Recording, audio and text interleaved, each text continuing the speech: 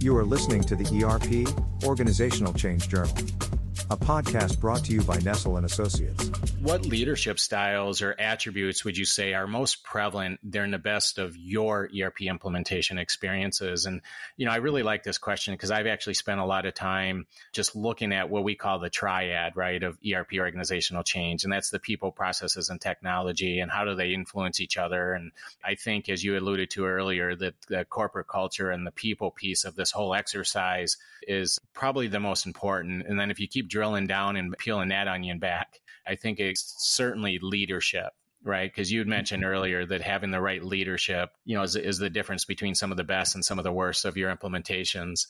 But if you peel that onion back just a little bit more, what would you say then are some of the styles or attributes with some of your best or favorite implementations? Can you break that down? Are there common denominators with some of your most, let's call it, successful ERP implementations? Sure, absolutely. Probably, and I'm just going to keep this to 3 so I don't ramble for another 30 minutes here. Okay. Number 1 is ownership, that the executives are invested in this project and they understand that this project, what impact will it have to the overall business success? I think having that vision and then also being able to provide that ownership and then communicate that ownership at multiple levels. It's not only, say, like within the steering committee, but sometimes I would have one of the project sponsors show up on one of the project calls, whether it's a project status call, but also a requirements gathering call or an escalation call. They show up. And their presence means so much. Sometimes they'll have a solution for us, and sometimes they will not. They'll just simply listen. But having that presence, knowing that, hey, I'm involved, and especially when they ask the question, what can I do to help? And sometimes we can provide them a recommendation during that meeting. Sometimes it's, hey, John, we need to figure out a couple of more things. But within 2 days, we're going to be coming back to you and asking you to say, okay, here's what's going on. Here's what we need. Here's what we need from you. When an executive solicits feedback to say, what can I do for you versus why did this go wrong? And, trying to be a little bit more positive, it has such an impact. Yep. There's quite a difference between a project manager saying something versus a project sponsor or an executive saying something. There are times that I will even ask an executive or a sponsor to say, hey, I need you to say this on this call. Yeah. I could say it, but it's not going to have much impact. You say it, it's going to be more. And having that partnership to say, yes, I want to be successful.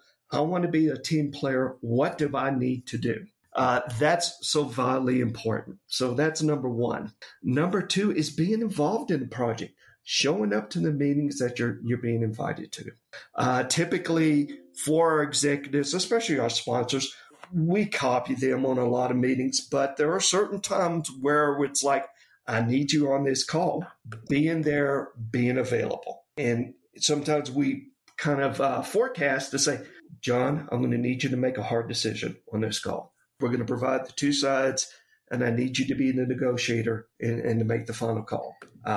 And them being there and making that call. So being an active participant, not only the ownership, but also active participation is important.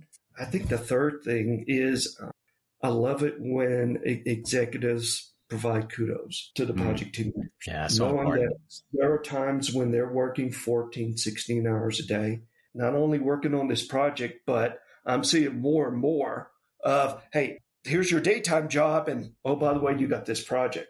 I'm seeing less and less of, or the top size of customers I work with, they can't fully backfill the business. They're going to have to do their job plus work on this project. They're going to have to stretch. And acknowledging that, being positive, continuing to move things forward, providing that kudos. It means so very much. Versus there's organizational plans and, surveys that we could do and so forth. But those 3 things, if the executive can do that, man, it just...